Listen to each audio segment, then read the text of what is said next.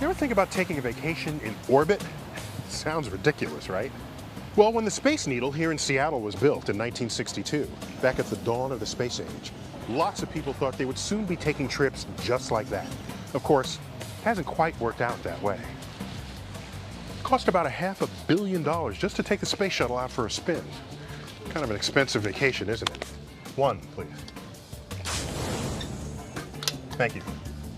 But what if there was another way to get to space? And what if that way were as easy and as cheap as riding an elevator? Well, strange as it sounds, some people think this kind of trip might just be possible one day, thanks to something known as the space elevator. A 22,000-mile long cable that we could ride straight to outer space. What we're talking about is building the biggest thing ever. And what enables this big idea is the discovery of something so small you can't even see it with the naked eye. A new material called a carbon nanotube. Fueled by the promise of these tiny tubes, people are already working to turn the space elevator into a reality. It's basically a fairly straightforward system once you get down to the nuts and bolts of it. First, launch a satellite to geosynchronous orbit, 22,000 miles above Earth. Then, lower a cable or ribbon and attach it to a platform at sea. Clamped to the ribbon, elevator cars or climbers could carry people and payloads up and down. Lasers on the ground would beam energy wirelessly to solar cells on the underside of the climber, powering electric motors for the 22,000-mile journey. Okay, I know what you must be thinking. A 22,000-mile elevator ride? These people are nuts. Like, what would even hold it up? Well, the idea is not quite as crazy as it sounds. Imagine I have a yo-yo in my hand.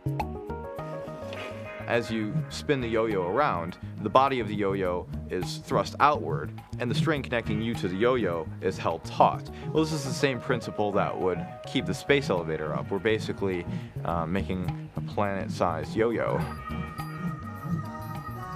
A space elevator could be safer and cheaper than rockets, giving routine access to the solar system.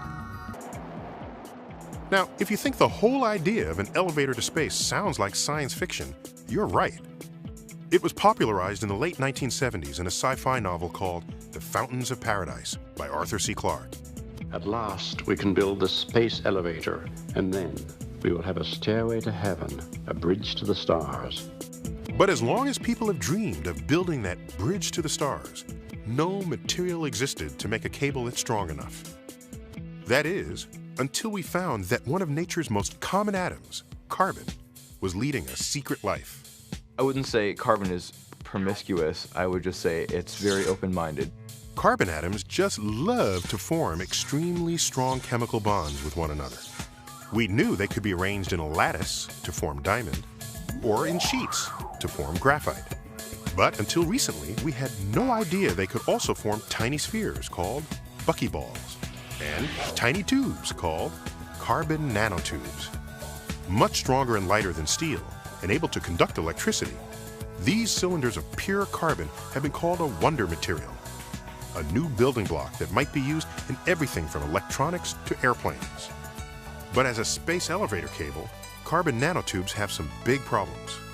The longest ones ever made are only a few centimeters, and joining them together end to end, one at a time, is simply not practical.